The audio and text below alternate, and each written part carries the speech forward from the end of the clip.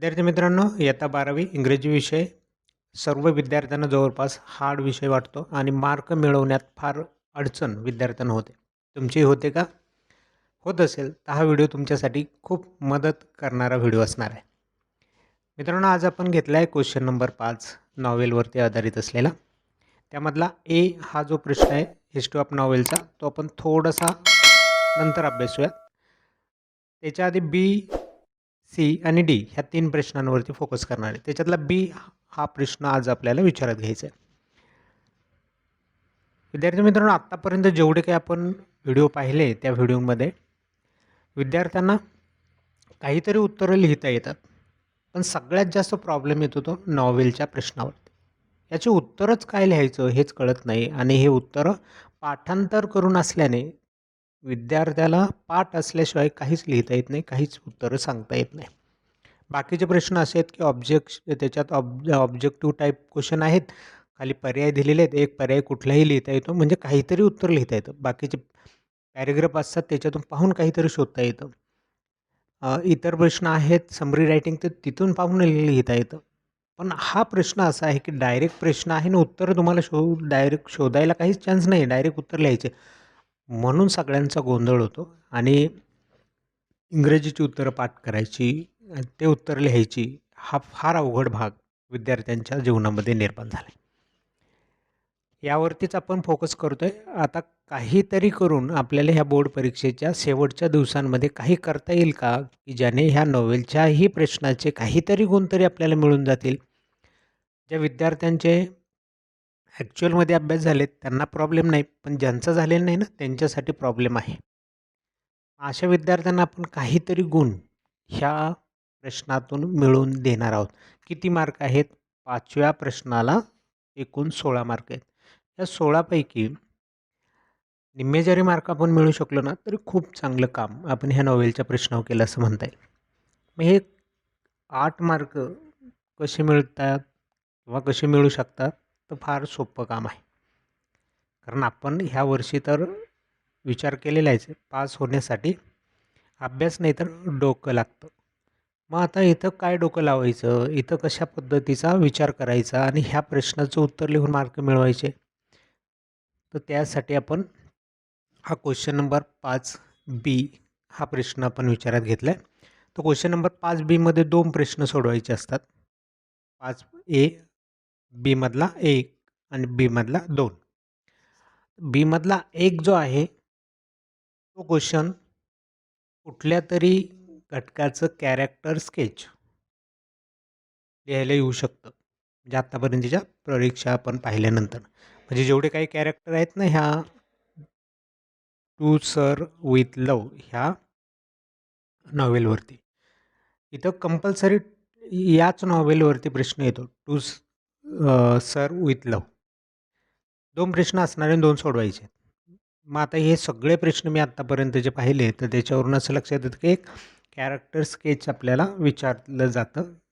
एकतर त्या रायटरचं जे मेन कॅरेक्टर आहे ह्या नॉवेलमध्ये, मग इतर काही कॅरेक्टर आहेत आणि काही छोटी छोटी कॅरेक्टर पण आहेत. कुठले तरी कॅरेक्टर विचारलं जाईल. आणि दुसरा प्रश्न असतो थीम बेसवरती. त्याच्यातल्या काहीतरी अशा थीम आहेत, काही कल्पना आहेत, त्या कल्पना वापरून हे नॉवेल डेव्हलप होत गेलं ना तर त्याच्यावरती माहिती विचारली जाऊ शकते. तर तुम्हाला काम काय करायचं आहे याच्यामध्ये, हे दिलेले प्रश्न 1चे उत्तर आणि प्रश्न 2चं उत्तर तुम्हाला हे पाठ करायचे. हे 2 बस एवढेच प्रश्नाचं उत्तर पाठ करायचे. मग काय होईल? काही नाही, प्रश्न काहीही विचारू द्यात, उत्तर हेच लिहायचं. काहीही विचारलं तरी उत्तर हेच लिहायचं आणि हे पाठ करून जा. फक्त उत्तर लिहिताना ते 1 नंबरचं उत्तर 1 नंबरला आणि 2 नंबरचं उत्तर 2 नंबरला असं करायचं नाही.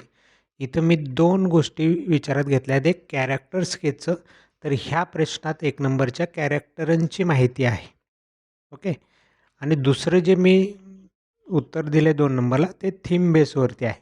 म्हणजे त्याच्यात वेगवेगळ्या थीम आहेत. म्हणजे कल्चर प्रोग्रॅमची थीम आहे, हाफ इयरली रिपोर्ट त्या स्टुडंटचा घेतला जात होता त्या काउन्सिलकडून, तर त्याची माहिती आहे. मग असे काही तुम्हाला थीम त्याच्यात इन्क्लूड करून विचारले जाऊ शकतात. तर मग ह्या थीमची विषयीची माहिती मी ह्या 2 नंबरमध्ये दिलेली आहे. मग हे तुम्हाला कसं कळणार आहे? इथं वरती पहा मी theme of the to serve with love असं म्हटलं आहे. मग हा थीमचा प्रश्न 1 नंबरला विचारला जाईल की 2 नंबरला हे नाही मला माहिती. हे सांगता नाही येत तिथं. काय आहे ते पहा. थीमचा बेसवरती प्रश्न आहे का? तर त्याच्यात हे थीमचं उत्तर लिहायचं. आणि कॅरेक्टरवरती एखाद्या व्यक्तीच्या विचारला असेल प्रश्न स्केचवरती, तर तिथं हे उत्तर लिहायचं. याच्यात कॅरेक्टरची माहिती आहे. म्हणून मी आता ही अशी 2 उत्तरं ह्या ठिकाणी दिलेली आहेत. हे लिहून घ्या आणि हे पाठ करून जा आणि तिथं लिहून टाका. बरं आता प्रश्न जर फार वेगळा आला आणि मग तिथं प्रॉब्लेम आला की तुम्हाला हे सगळं चुकीचंच आहे असं वाटलं, तर मार्क तुम्हाला तर तुम्ही अभ्यास केलेलाच नव्हतं, तुम्हाला येतच नव्हतं, काहीच नव्हतं, तुम्ही 0 मार्क मिळवणार होते. पण एवढी जर उत्तर लिहिली ना त्या दोन्ही प्रश्नांची, तर 2-2 मार्काला 1-1 प्रश्न आहे. असे 4 मार्क ह्या 2 प्रश्नांचे आहेत. तर हे 4च्या 4 मार्क नाही मिळणार सपोज तुम्हाला. पण तुम्ही जर हेच सगळं लिहिण्याचा प्रयत्न केला तर तिथं त्या 2-2 पैकी 1-1 मार्क तरी मिळेल आणि ह्या प्रश्नाचा 1 मार्क आणि ह्या प्रश्नाचा 1 मार्क अशा दोन्ही प्रश्नांचे मिळून 2 मार्क तुम्हाला हमखास बोर्ड परीक्षेत ह्या प्रश्नांच्या उत्तराने ह्या उत्तराने तरी मिळतील. मी जे दिलेले आहेत ते. फक्त थीमच्या ह्याच्यात थीमचं लिहा आणि कॅरेक्टरच्या ह्याच्यामध्ये कॅरेक्टरचं उत्तर लिहा. एवढी गोष्ट केली तरी तुमचं खूप चांगलं काम या ठिकाणी होणार आहे. म्हणून हे उत्तरे लिहून घ्या, पाठ करा आणि तिथं जाऊन ह्या नोवेलच्या क्वेश्चन 5B हे उत्तर लिहा. हमखास तुम्हाला मी सांगतो याचे 2 मार्क तर कुठं गेले नाही 4 पैकी. 2 मार्क तुम्हाला हमखास मिळणार आहेत. असेच आपल्याला बाकीच्या उरलेल्या प्रश्नांचा अभ्यास करायचा आहे. तिथलीही उत्तरं मी तुम्हाला देईल. त्याचा फायदा नक्कीच तुम्हाला या बोर्ड परीक्षेत होईल. आणि जे हुशार विद्यार्थी असेल त्याने पुस्तकात पहा क्वेश्चन दिलेले आहेत या नॉवेलवरती. तर त्याच प्रश्नांमधले प्रश्न विचारले जाणार. त्याच्या बाहेरचे प्रश्न येणार नाहीत. तिथंच सगळ्या गोष्टी दिलेल्या आहेत. नॉवेलची संपूर्ण माहिती आहेत. नॉवेलमधले कॅरेक्टर दिलेले आहेत. नॉवेलमधले छोटे स्मॉल कॅरेक्टर आहेत ते पण दिलेले आहेत. तर त्या एकेका कॅरेक्टरविषयीची जर माहिती तुम्ही घेऊन ठेवली तर तुम्हाला कोणताही प्रश्न विचारला त्याची माहिती लिहिता येईल. पण जे विद्यार्थ्यांना काहीच येत नाही त्यांनी हे उत्तर पाठ करा आणि लिहून टाका. तुम्ही डिसाईड करा तुम्ही कोणत्या गटात आहे. तुम्ही स्वतः अभ्यास करून लिहिणार आहात का? तर अभ्यास करा. नसेल तर मग हे पाठ करा आणि हेच लिहा.